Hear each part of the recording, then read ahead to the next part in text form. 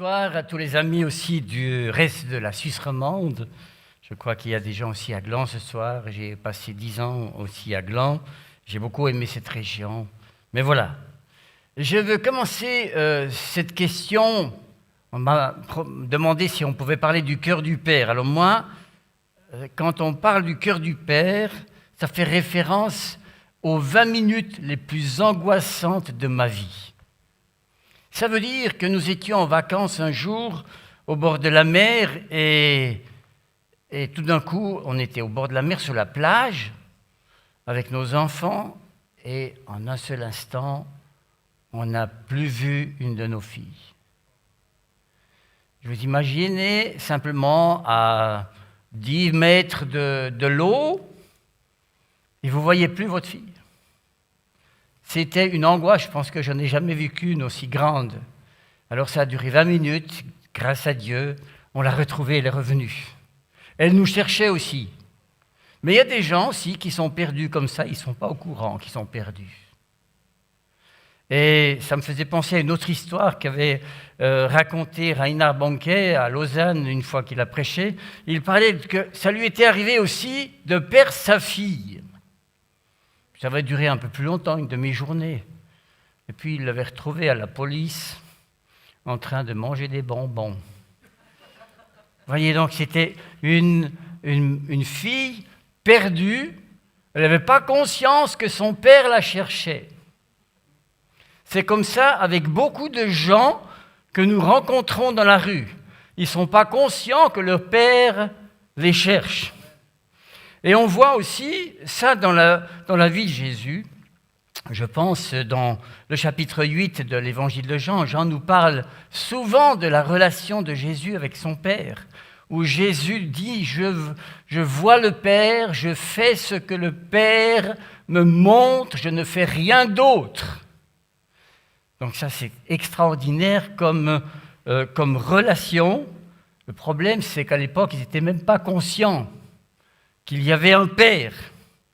Et je vous donne juste un petit verset ici, où on voit ça, un verset 27 de chapitre 8. « Ils ne comprirent point qu'il leur parlait du Père. » Donc Jésus a toujours essayé de parler du Père à ses contemporains, mais il leur manquait quelque chose pour comprendre ça. Et nous aussi, nous avons besoin de cette relation avec le Père. On est dans une époque où nous sommes, on pourrait dire, en crise de la paternité. Il y a des enfants, des milliers d'enfants qui ne voient leur père qu'à tempérament. Parce qu'ils sont avec le père ou avec la mère, ou des fois seulement avec l'un. Cette semaine, le Conseil fédéral a décidé d'essayer d'améliorer la loi pour que les pères puissent voir plus leurs enfants. Tant mieux.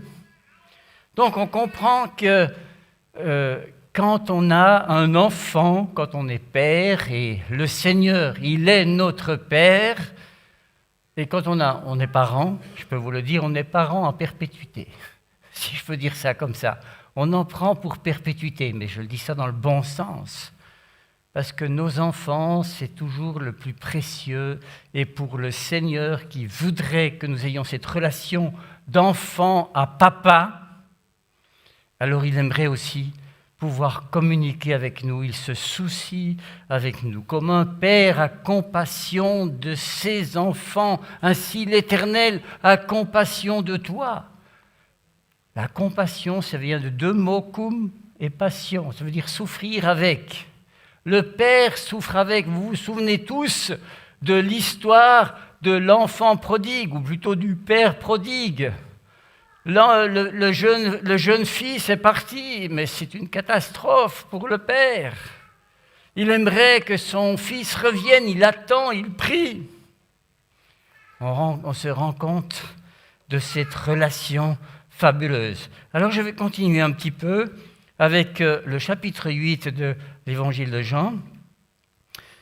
C'est après qu'il ait déjà essayé de leur parler, mais ils n'ont pas compris qu'il voulait leur parler. Et il y a toute une discussion sur de qui on est père. C'est intéressant. Comme Jésus parlait ainsi, plusieurs crurent en lui.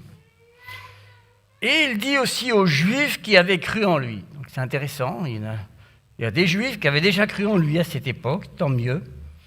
Si vous demeurez dans ma parole, si vous êtes vraiment mes disciples, on dirait mes apprentis, si on est littéralement disciples, ça veut dire ça, les apprentis. Vous connaîtrez la vérité et la vérité vous affranchira, elle vous libérera. Et ils répondirent, nous ne sommes la postérité d'Abraham et nous ne fûmes jamais esclaves de personne. Comment dis-tu, vous deviendrez libres? Ils n'avaient même pas conscience qu'ils étaient prisonniers, vous voyez? Et Jésus voudrait qu'ils soient libérés. Vous deviendrez libres. En vérité, je vous le dis, répliqua Jésus, quiconque se livre au péché est esclave du péché. Or, l'esclave ne demeure pas toujours dans la maison, le Fils y demeure toujours. Si donc le Fils vous libère, vous serez réellement libre. Je sais que vous êtes de la postérité d'Abraham. Les Juifs, ils appellent Abraham Avinu, notre père, en hébreu, c'est comme ça que ça se dit. Mais vous êtes de la postérité d'Abraham, mais vous cherchez à me faire mourir. Étrange quand même, parce que ma parole ne pénètre pas en vous. Jésus voudrait aller au fond, il voudrait communiquer, il voudrait que ça passe. Apparemment, il y a de la résistance. Je dis, écoutez bien ça, je dis ce que j'ai vu chez mon Père. Jésus veut toujours faire ça. Et vous faites ce que vous avez entendu de la part de votre Père. Et ils lui répondirent, notre Père, c'est Abraham. Vous voyez, ils sont toujours en train de se dire, qui est le Père de qui? Cette discussion-là. Et Jésus leur dit, si vous étiez enfant d'Abraham, vous feriez les œuvres d'Abraham. Mais maintenant, vous cherchez à me faire mourir. Moi, qui vous ai dit la vérité que j'ai entendue de Dieu. Cela, Abraham ne l'a pas fait. Vous faites les œuvres de votre père. Et lui dire, nous ne sommes pas des enfants illégitimes. Toute une discussion sur la famille, vous voyez. Nous avons un seul père, Dieu. Ah, tout d'un coup, c'est Dieu qui est leur père. D'un coup, ça commence à travailler. Ils étaient les enfants d'Abraham, maintenant ils se réclament de Dieu comme père. Et Jésus leur dit, si Dieu était votre père, vous m'aimeriez. Car c'est de Dieu que je suis sorti et que je viens. Je ne suis pas venu de moi-même, mais c'est lui qui m'a envoyé. Pourquoi ne comprenez-vous pas mon langage? Parce que vous ne pouvez écouter ma parole. Vous avez pour père le diable. Aïe, aïe, aïe, aïe, aïe. Vous imaginez? Alors, Jésus aimerait qu'il rencontre le Père que lui connaît bien, avec qui il a été de toute éternité. Il a quitté justement ce Père pour venir afin de faire son œuvre, son travail, de nous sauver. Et ça ne passe pas. Et puis, ils ne sont pas sur la même longueur d'onde. Eux, ils se réfèrent aux ancêtres. Je ne sais pas si vous avez déjà essayé de faire un arbre généalogique. Moi, je l'ai fait. Je suis allé jusqu'à mon arrière-arrière-grand-père. Il a fallu un moment pour que je retrouve le nom de mon arrière-arrière-grand-père. Puis ça relativise aussi peut-être pour nous l'importance que nous avons dans la généalogie, parce que c'est compliqué de se dire que dans 3 générations, on ne se souviendra plus de vous, quoi. C'est un peu bizarre, ça. Vous voyez, ça? On vous aura déjà oublié. Tandis que le Père que Jésus veut nous faire découvrir, veut avec lequel que nous soyons en relation, celui-là, il est fiable, il ne s'oubliera jamais. On va le retrouver toujours. Alors, je reste toujours dans l'évangile de Jean, dans le chapitre 1er de l'évangile de Jean. Un peu plus à la fin du prologue, il est dit, celui qui reçoit la lumière. Verset 12. La lumière était dans le monde et elle éclaire tout homme. Elle était dans le monde, elle a été faite par elle, le monde ne l'a pas connue, elle est venue chez les siens et les siens ne l'ont pas reçue. Mais à tous ceux qui l'ont reçue, à ceux qui croient en son nom, Elle a donné le pouvoir de devenir enfants de Dieu, lesquels ne sont nés non du sang ni de la volonté de la chair, c'est-à-dire pas avec la relation sexuelle, voilà, ni de la volonté de l'homme, mais de Dieu. Donc on est bien sûr avec nos pères pour que la vie vienne, pour que l'âme que Dieu nous a donnée puisse trouver encore une habitation, se mouvoir, agir, faire quelque chose. Mais nous pouvons devenir enfants de Dieu. Et c'est ça que nous partageons avec celles et ceux que nous allons trouver dans la rue. Moi, je suis aussi le fruit d'une rencontre dans la rue avec des gens qui m'ont annoncé l'amour de Dieu.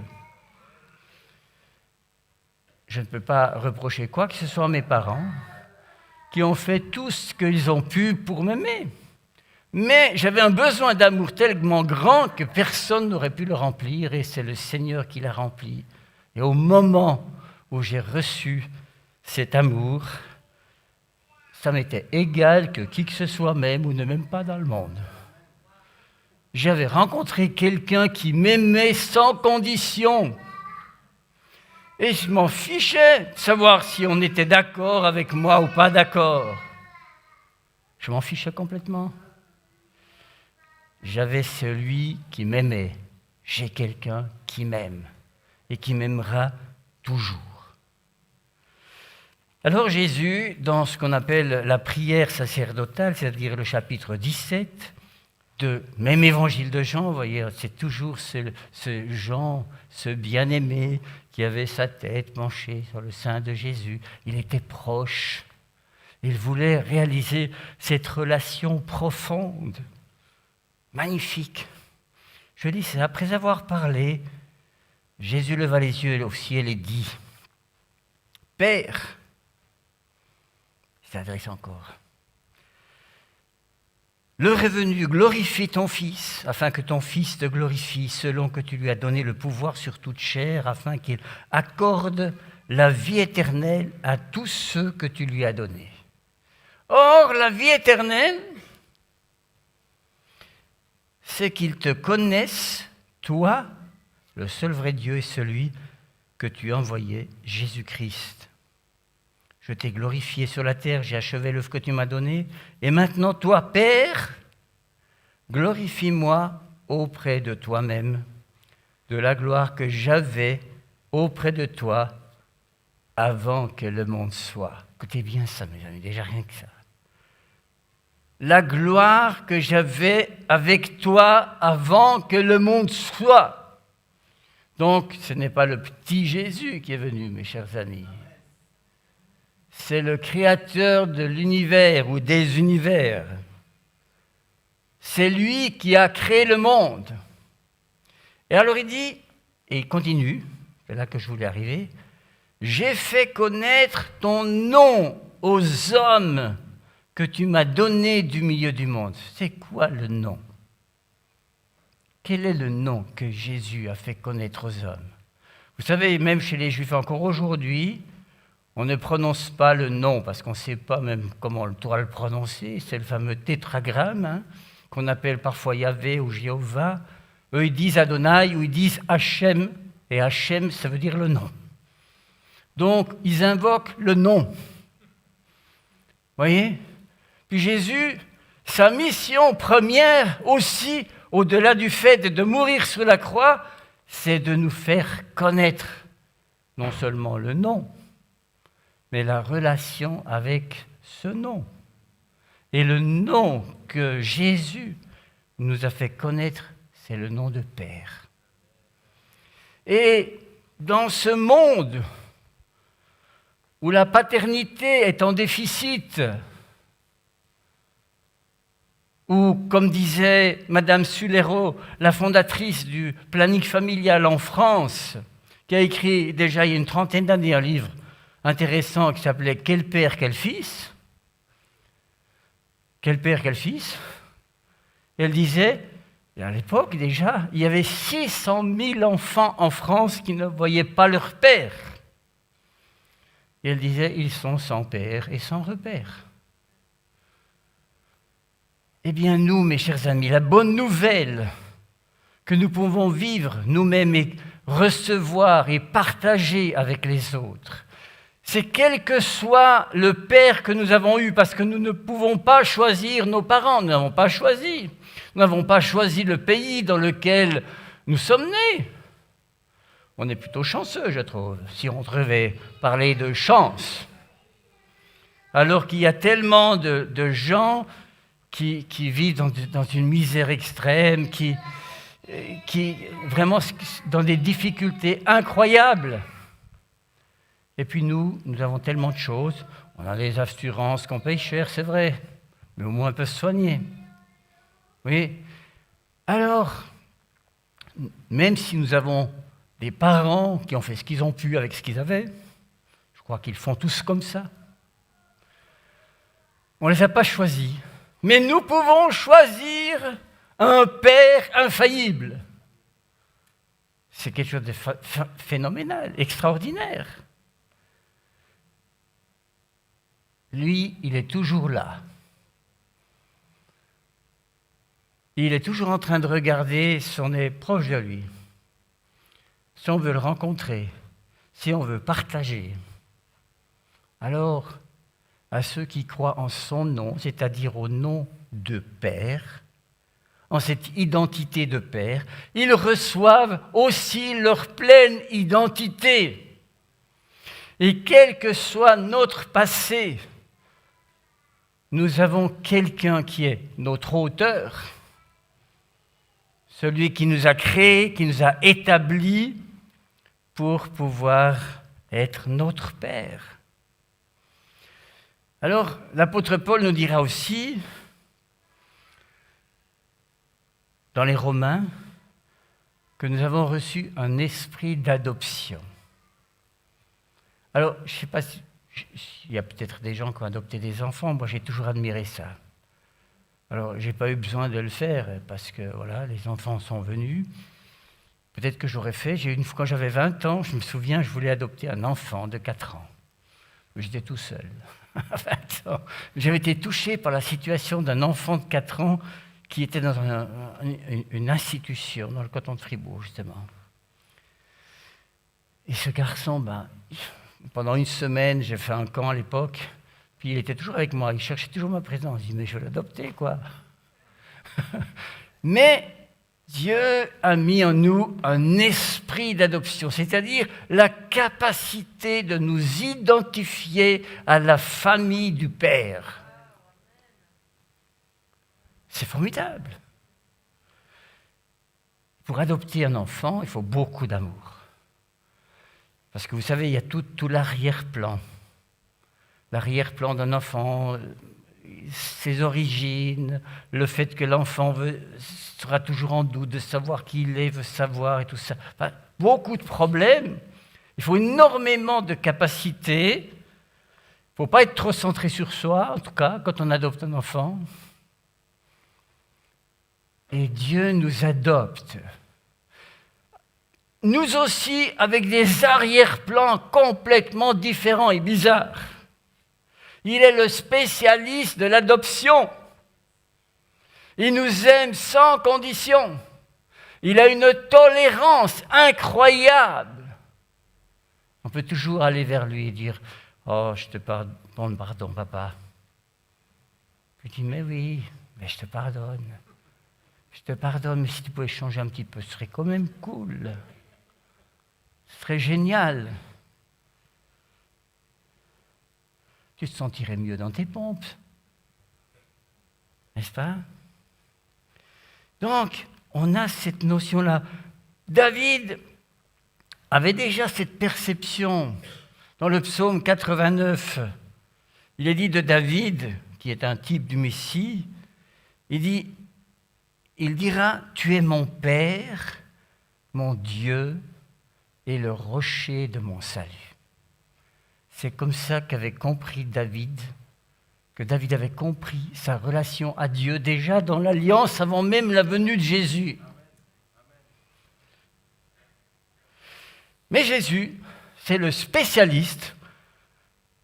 Lui, il ne veut pas nous amener seulement à lui. Il faut donner ta vie à Jésus, c'est vrai. Hein? Mais Jésus, après, lui dit, transmets au Père. Il veut qu'on ait cette connexion avec le Père, comme lui a cette connexion avec son papa.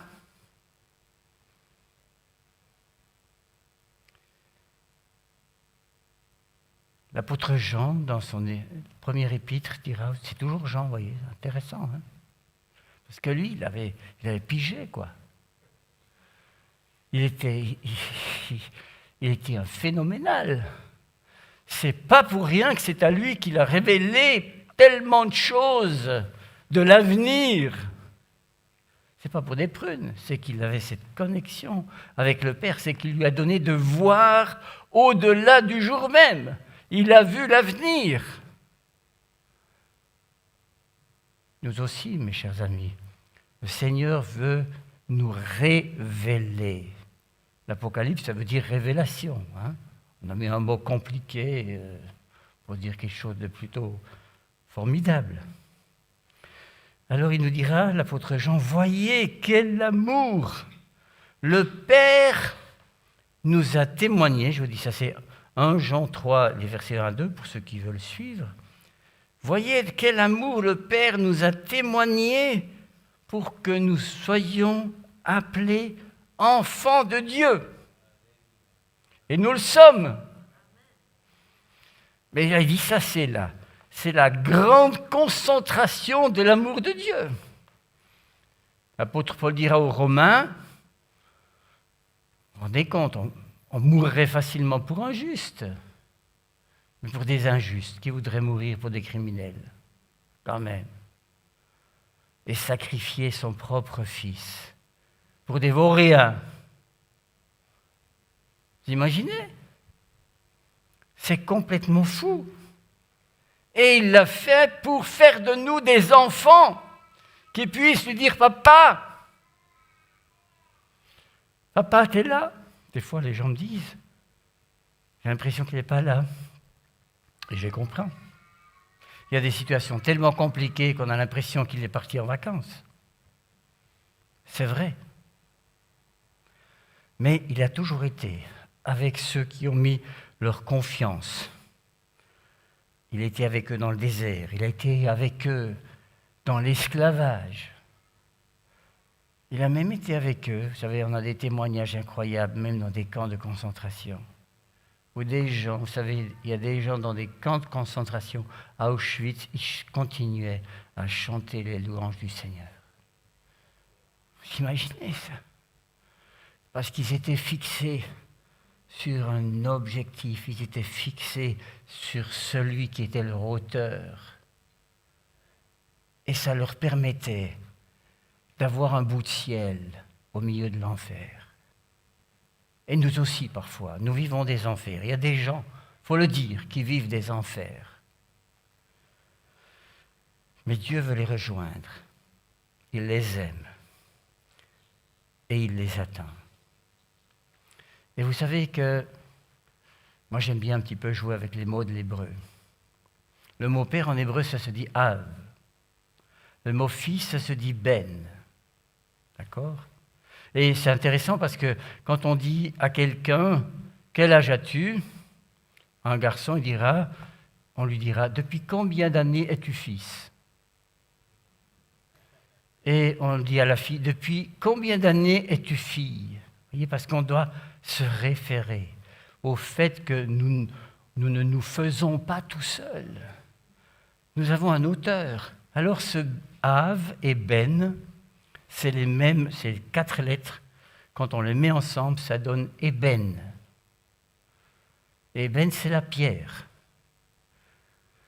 Et les Juifs disent, la parole de Dieu est gravée dans la pierre lorsque les pères parlent aux fils. Et c'est ce que le Seigneur lui-même veut faire. Ce père qui parle à ses fils et à ses filles. Alors c'est là que ça se grave. C'est là que ça devient inoubliable. C'est là que quand tu es dans la dèche, tu peux dire, voilà, je sonne. Et je sais que tu es là. Eben. Comment donc peut-on se reconnecter à cette filiation sans faille. Voyez-vous, tous les problèmes d'identité peuvent trouver leur solution si nous trouvons cette relation avec notre auteur qui n'a pas de faille. Mes chers amis, moi je suis aussi un père qui a des failles. Je n'ai pas tout fait juste. Et mes parents n'ont pas tout fait juste, et mes grands-parents n'ont pas tout fait juste. Et puis, il s'agit de voir toute l'histoire. Il n'y en a pas beaucoup qui ont fait tout juste. Il n'y en a même pas du tout. Alors, cool. Donc, l'apôtre Paul, il nous dira encore dans les Éphésiens, j'aime beaucoup, il a eu cette révélation. Et je crois qu'effectivement, nous avons besoin de révélation pour comprendre cette réalité extraordinaire. Alors, il dit ça, je vous lis le chapitre 3 des Éphésiens. Ça, vous avez toutes les dimensions. Si vous avez besoin d'amour, vous pouvez lire ce texte, vous le repassez 15 fois par jour. À cause de cela, cette révélation, moi, Paul, prisonnier de Christ pour les païens, si du moins vous avez appris comment je fais part de la grâce de Dieu qui m'a été confiée pour vous, c'est par révélation, il parle de ça, que j'ai eu la connaissance du mystère sur lequel je viens d'écrire en peu de mots. En les lisant, vous pouvez vous représenter l'intelligence que j'ai du mystère de Christ. Il n'a pas été manifesté aux fils des hommes dans les autres générations. C'est énorme. Les autres générations, ils n'ont jamais eu l'occasion d'avoir cette révélation avant la venue de Jésus et du Saint-Esprit. Donc, nous sommes au bénéfice, nous aussi, de cette révélation, au travers de ce que nous dit Paul et de ce qui est expliqué par l'Esprit qui nous explique ça. Il n'a pas été manifesté aux fils des hommes dans les autres générations, comme il a été maintenant par l'Esprit aux saints apôtres et prophètes de Christ. Ce mystère, c'est quoi ce mystère? C'est que les païens sont co-héritiers du royaume. Alléluia. Ils forment un même corps, ils participent à la même promesse en Jésus-Christ par l'Évangile, dont j'ai été fait ministre selon le don de la grâce de Dieu qui m'a été accordé par l'efficacité de sa puissance. Il y a une concentration de mots là, mes amis, il faudrait s'arrêter sur chacun. L'efficacité de sa puissance et tout ce, c'est phénoménal. À moi qui suis le moindre de tous les saints. C'est intéressant parce qu'au début de son ministère, Paul, il disait « Je suis le plus petit des apôtres ». Ici, il dit « Je suis le plus petit des saints », des chrétiens. Puis plus tard, à la fin de sa vie, il dira « Je suis le plus grand des pécheurs ». Ça, c'est la progression spirituelle. De la conscience de qui vous êtes et de la grâce de Dieu et de l'amour de Dieu. Alors, moi qui suis le moindre des saints, cette grâce a été accordée d'annoncer aux païens les richesses incompréhensibles de Christ et de mettre en lumière le moyen de faire connaître le mystère caché en toute éternité en Dieu, qui a créé toutes choses. C'est pourquoi les dominations, les autorités dans les lieux célestes connaissent aujourd'hui par l'Église la sagesse infiniment variée de Dieu selon le dessein éternel qu'il a mis à exécution par Christ notre Seigneur. En lui, nous avons par la foi en lui la liberté de nous approcher de Dieu avec confiance. On peut être confiant, mes chers amis. C'est magnifique. On n'a pas besoin d'avoir peur. Aussi, je vous demande de ne pas perdre courage à cause des afflictions que j'endure pour vous. Elles sont votre gloire.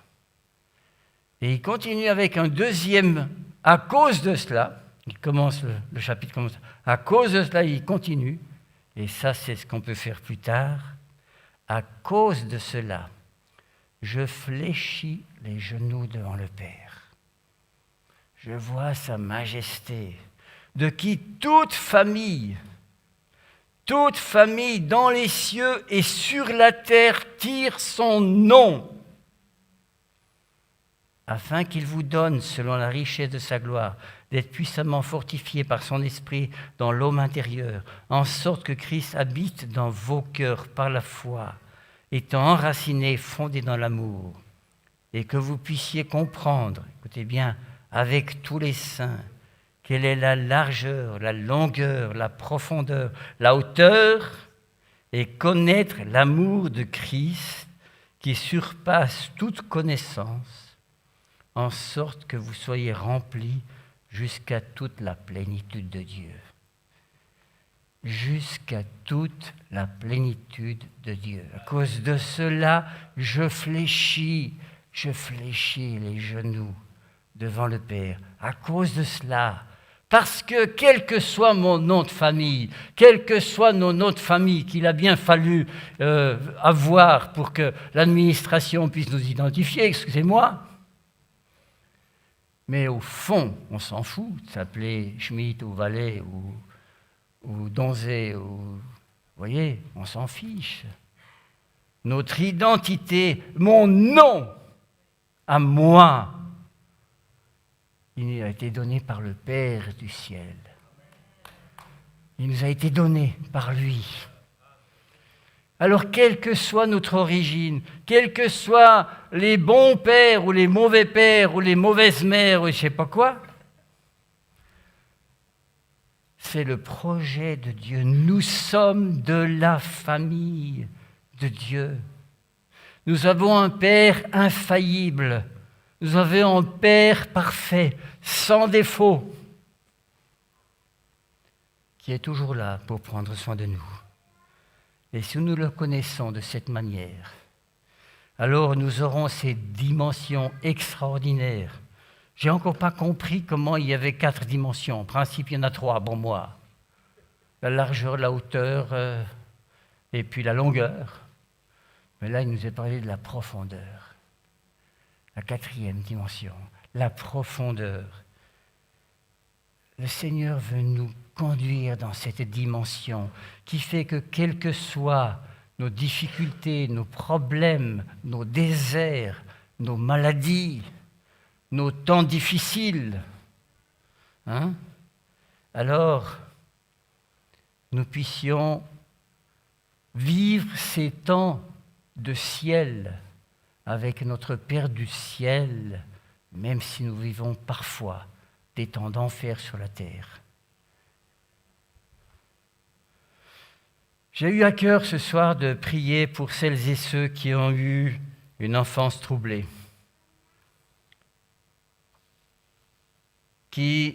pour qui l'image de leur père, moi je me souviens d'avoir prié avec une personne, une jeune femme qui avait été très loin dans la vie, loin du Seigneur, et qui me disait, je ne peux pas dire papa à Dieu, j'arrive pas. Et nous avons pu prier que quelque chose se change dans son esprit. J'ai à cœur de prier s'il y a des gens qui peut-être se disent, bon, moi en tout cas, je peux prier Dieu. On ne sait des fois même pas comment prier. Pourtant Jésus a dit, si vous demandez quelque chose en mon nom au Père. C'est-à-dire, mes chers amis, le chemin pour aller au Père, c'est Jésus. Le chemin pour être exaucé, c'est Jésus, parce que lui, il tient la caisse, si je pourrais ainsi dire. Il est le banquier des actions du Père. Et puis quand on s'adresse au Père, au nom de Jésus, la signature est valable. Vous comprenez? Et c'est ce que nous pouvons partager avec les autres. J'aimerais donc juste, on puisse se lever peut-être, les gens aussi dans les différents QG. et simplement proclamer pour chacune de nos vies et remercier notre Seigneur que notre nom de famille, c'est le sien. Vous pouvez vous mettre à genoux si vous voulez, fléchir les genoux devant le Père, que vous aussi. Et cela étant reconnaître que vous êtes fils et filles du Père, quel que soit votre père ou mère terrestre, quelles que soient les qualités, les défauts de ceux qui vous ont précédés. Nous nous remettons à toi, Seigneur, maintenant. Nous te remettons à toi, Papa. Nous te remercions parce que tu nous as donné ton nom. Parce que ta parole nous dit, je vous ai donné un nom nouveau. Ce nom, c'est le tien. Simplement, Papa. Nous te remercions, te bénissons pour nos pères et nos mères terrestres avec leurs défauts. Mais nous te remercions de nous avoir libérés de l'héritage négatif de nos pères et de nos mères et de nous conduire vers toi. Je prie simplement que tu nous rendes conscients chaque jour que tu es fidèle et qu'ainsi tu continueras ton œuvre de papa. Tu ne nous abandonnes pas. Merci d'avoir laissé Jésus partir un temps pour nous sauver. Tu as donné le maximum. Nous reconnaissons en Jésus le maximum. Et nous te remercions pour ton pardon, pour ta grâce et pour ton amour. Au nom de Jésus, nous prions. Je prie de toucher chaque personne là où il se trouve, que ce soit ici ou dans les autres QG en Suisse romande. Que tu puisses manifester, faire ressentir à chacun ton amour, que chacun puisse se sentir arrosé par ton amour, immergé dans ton amour. Béni soit ton nom. Béni soit le nom de Jésus. Béni soit le nom du Père, du Fils et du Saint-Esprit. Amen.